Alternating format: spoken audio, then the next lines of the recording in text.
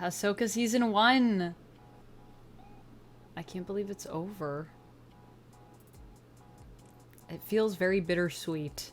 And I would say, if I had to sum up this season in a few words, this season and this show in general has been one of the most character-driven shows we've had, which is saying something, because we've had a lot of powerful characters, I think, so far in sort of this Disney Plus Star Wars universe that we've been building. I think that's part of the reason why I love it so much. I think the action has been insane. This has been one of those shows that has kept me on the edge of my seat the most. One of the most suspenseful shows where I didn't always know where the story was going. Other shows have been like this. Andor is actually one of them. Andor is pretty good. Season 1 is done. And now it's time for us to discuss, how does it measure up? Also, if you're noticing, I have a stack of books here. Yes, I do. I'm about to jump on a stream. I stream over at twitch.tv/vampx13 every Monday, Thursday, Saturday. And every now and then on Wednesdays, I join my friend Ruel over on his channel. Maybe I'll put a link in the video description, where we talk about some things we're reading. We're also talking about Saga. So that has been pretty cool. Let's talk about the plot first. So the interesting thing is that when we started Ahsoka, I felt like I knew exactly where everything was going to go. And honestly, this show, although I was excited for Thrawn, I wasn't super hyped about Ahsoka. I just wasn't super attached to the character, I guess. And this show has gotten me more attached to Ahsoka in a great way. So testament to Rosario Dawson for doing that, but also really to this plot, which I think has taken us on a really fun journey, taken us to some unexpected places. There are some things that happened that I was expecting when the pilots came in with Hera to the planet that they were sort of had the ring built on. We got to that ring and the extra pilots came in with Carson Teva. I was like, those pilots they're not gonna make it. And so many of them, of course, did not. But of course, Carson was fine because, come on, Paul's got to be fine, right? I would actually riot if Paul wasn't fine. I have hung out with Paul a couple times at some Toronto events. He is so lovely. Such a cool dude. So is his partner. They're both very cool. So I would riot, personally. Unexpectedness of where we were going, what we would find.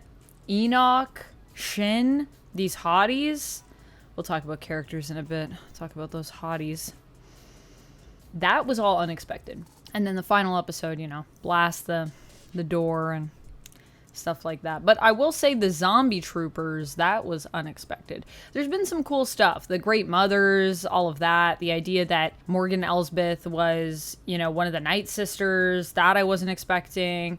So there's just been a lot of cool places that we went that I felt were interesting. Also, when Ahsoka, literally, I thought she might not make it.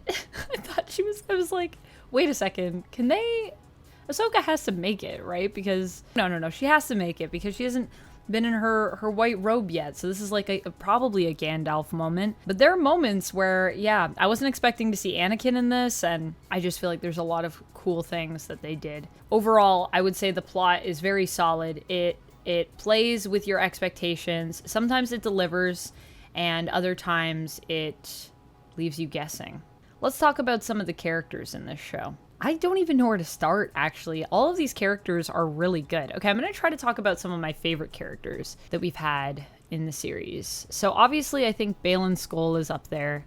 Ray Stevenson, rest in peace.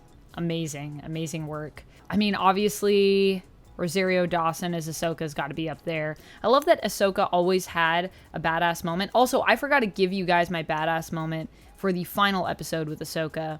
She has a bunch. I can't even pick one. There's Elsbeth and her defeating Morgan Elsbeth probably permanently, I'm assuming. And then there is also the moment where she basically just fights off an endless reanimating horde of zombie stormtroopers, which also was insane. It's fantastic.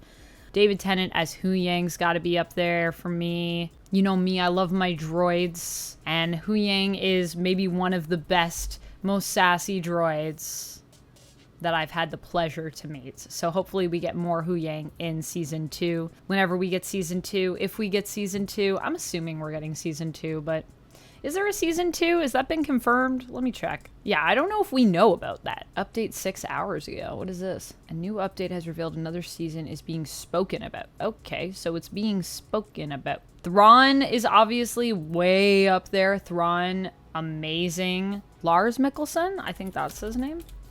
Lars Mikkelsen? Yeah, Lars Mikkelsen. So good. So good. So amazing as Thrawn. I could just keep going on. Shin is great. Enoch's great. The Noti are great. I really still enjoyed Sabine and Ezra. Like, honestly, everyone that's in this show, I almost said this movie, that's a cinematic it feels, did a fantastic job. Anakin being in this. Anakin is so good. Hayden Christensen is so good in this. And so really all of the characters are great. The look of this movie, the design for the costumes and the sets and these worlds, the creatures, so much of that is amazing. For me, like on the level of peak Star Wars, if you freeze almost any frame in this movie, try this. Watch this movie. I keep doing it. It's so cinematic, though. That's why. If you freeze any frame in this TV show, I dare you to do it. Watch an episode. Pick any episode. Just watch and just randomly decide to pause it. It looks amazing. Like, the stills for this show are probably fantastic, but even just watch the show and just pause it, and you're like, that's basically a still. Like, it's... I would hang it on my wall. That's how good it looks. It's art. It's art. I think that's one of the things that really keeps you drawn in the whole time you're watching, is how gorgeous it all looks. The sound, too, is actually pretty good in this. Yeah, the sound design, I think, is also quite good. In terms of the fight choreo, I feel like it's really strong. There are so many moments in this that had me, like, sitting there watching... like my mind was being blown. The fight I remember that we initially got between Sabine and Shin I was on the edge of my seat for that fight. And I will also say that the fight that we got between Merrick and Ahsoka, both those fights were phenomenal. There are the fights that we had between Baylan and Ahsoka, which were fantastic. Even just the beginning, the opening, where she has to escape the planet and she's fighting all those droids that have come for her. The part where she is outside on the spaceship and fighting the other... Oh, I forgot about that. That's one of my favorite moments, I think, in this entire show. When she's outside on the spaceship just fighting people. Fighting the other ships while on the spaceship with lightsabers. Like, let's go. That's Star Wars. You don't get stuff like that in other shows. Only in Star Wars could something like that happen. It was amazing. The banter as well. Like, I think one of my favorite things about this show, honestly, is the evolution of these characters and the relationships that they have with each other. If you just look back to episode 1 and where we started with a lot of these characters, the uncertainty a lot of them had in their own journeys and where they were heading and who they were. This is really a show that I feel like is about taking the past that you've had and reconciling with it and moving forward. It is a show that is literally about dealing with trauma, not letting it define you, and finding out who you are sort of through those experiences. And that's such a powerful theme, and I think it lends really well just to the journey that we go on with a lot of these characters, which is what makes it so good. Like, there's just so many moments that I'm thinking back to now that I'm like, all of these moments are so good. Really, I think my favorite relationship has to be, Ahsoka and Sabine is pretty great. I really love their relationship. And I really love Hu Yang and Ahsoka as well. Really great. But also Baylan and everyone. Man, he is a character. He's so interesting. But if you just look back to episode 1 and then you look at the end of the show, it's like all of these characters have grown so much. And it's a joy. And I love that the theme of the show ends up kind of being about resolving our past and moving forward. Resolution. The disappointing thing is that the ending of this show feels like we moved through the past almost, I think, a little too quickly, so that by the end of it, I feel like I want to know where I'm going next, and I don't know for a lot of these characters what's happening. And it feels like almost because the ending isn't so finite, because I know there's going to be more with the characters, which I totally understand and respect, it feels bittersweet. It's like I want a happy ending for everyone, but really I got a great evolution of these characters into what will be probably a terrible beginning. Like a great beginning, but a horrifying beginning. There's no happy endings here. I mean, I guess Thrawn got a happy ending because he gets to go back and try to now conquer the galaxy. So, good for Thrawn. Good job, Thrawn. You win, Ahsoka. That's kind of how I feel about most of the show, most of the series. It's been great. It's been a really fun show to watch. I've really enjoyed it. The ending was a little bit bittersweet, but I always knew it was going to be bittersweet because I knew that the odds of them also killing off someone like Baylan, who's so great as a character, were not likely. And I knew that if that didn't happen, I wasn't going to feel satisfied, because then I'm going to want more of that version, that depiction of the character. And I can't have that because we don't have Ray Stevenson. And that is upsetting for me. That is frustrating, but I don't blame the show for it. I think they still made the right calls based on where I think they want to take this next. But the other thing is we have so many things coming up and we don't really know what's happening with the characters. So I wish we knew more of that. So I will say Disney, Star Wars, Lucasfilms, if you guys are watching this, hi. Could you please give us some more updates? Because I need that so that I know, I have some idea of when I get to see these characters again. I just want to know that they're going to be okay. I know they're going to be okay in my heart, but I think that's honestly what it is. It feels uncertain, and the uncertainty makes me nervous, both for the future of them in the world and also the future of them in my world. And will I see them again? And when? And how long do I have to wait?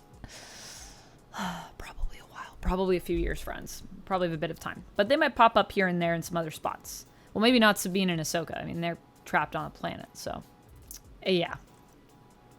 Overall, I would say this series has had some of the best Star Wars feels of anything I've watched up to this point. Keep in mind that the prequels were the films I grew up with, so obviously that's going to, I think, affect some of my opinion. But to me, this has been one of the most Star Wars of the TV series that we've gotten so far that's set in that world. And I love it. I think it's so fun. The moment where Huyang is telling Ahsoka a story, and basically his preamble is the beginning of the Star Wars preamble that you see when the credits roll. A long time ago in a galaxy far, far away. Like, that, you can't beat that. That's so cute. That's so great. All of this makes me want to go back to Galaxy's Edge and just like wander around in the world. Gosh, Star Wars is such a rich world, and this really, I feel like it makes you feel that magic. That magic is what I crave. So overall, I think it is some of the best Star Wars feels. I think it's been a roaring success, and I think my gripes with it are really not very large. They're small. Even the moments that felt predictable and kind of tropey, I kind of liked them because it felt like Star Wars. It didn't feel disingenuine, if that makes sense. Also, I feel like this set would be so fun to be on. That's the other thing. You can tell people are having fun, and it really shows, I think, in the way this was made. If there was a bunch of set drama in this that we found out about after, I would be so surprised, because I just only got great feels from everyone, and everyone has such good chemistry with each other on screen. It's fantastic. And now Sabine and Ahsoka are alone on this world, so maybe I can ship them. I love how Ahsoka at the end was like, sometimes it's like time to move on, you know? And I was like, time to move on? Ahsoka, what are you implying? I still kind of ship it. I don't know if that's weird, but I still kind of ship Ahsoka and Sabine. It's probably weird, but there it is. It's in my head, and I've got it out. Overall, I was recommended to give this. Who told me to do this? I just want to check in the comments so I can call out this amazing human that suggested this. Oh, Sunstar. Oh, Sunstar. Thank you for commenting. Friends, I just want you to know that every time you comment on my channel, it brings me so much joy. Like, you don't understand. I read all of the comments. I'm gonna be sad if it comes to a day, like if we get to a day where I get so many comments that I can't read them all. It's actually gonna make me really sad because I really love reading all the comments. I'll still try to read as many as I can if I blow up like crazy, because they bring me so much joy. Yeah, there it is. It was Imprint Jones. So Imprint Jones, quick shout out to you. Thank you so much for this idea to rate the overall season in Lothcats. I'm gonna say I'll do 5, so then it's less Lothcats for my editor to put there. So thinking of you, I'm gonna say 4 out of 5. I mean, no, because I want to do 10, because I want to say 9 out of 10. And otherwise it's going to have to be 4.5, and we can't just have half a cat. That's unacceptable. That's feels inhumane. So I'm sorry. I'm going to say 9 out of 10 Lothcats. It was really good. It was almost perfect. Almost. So close. The things that I could predict. Some of the tropes holding it back. Obviously just the sadness of the loss of Balin's skull, but I can't really dock too many points for that, you know, because that's just life. Tragically. So we're going to do a Rome retro review probably at some point too. So if you are a Ray Stevenson fan and you're here, I want to go back and rewatch Rome, which is one of my favorite television series of all time. And I want to do a retrospect on that. So make sure you join me. If you haven't checked out Rome before, it's really awesome. It's an HBO series. Ray Stevenson played one of the main characters, my guy, Titus Pulo, who is super cool, and I can't wait to relive that magic with you. Thank you so much for watching this. We're going to be talking about Loki again soon, so make sure you check that out. And until I see you again, which will be soon, stay nerdy, friends. Bye!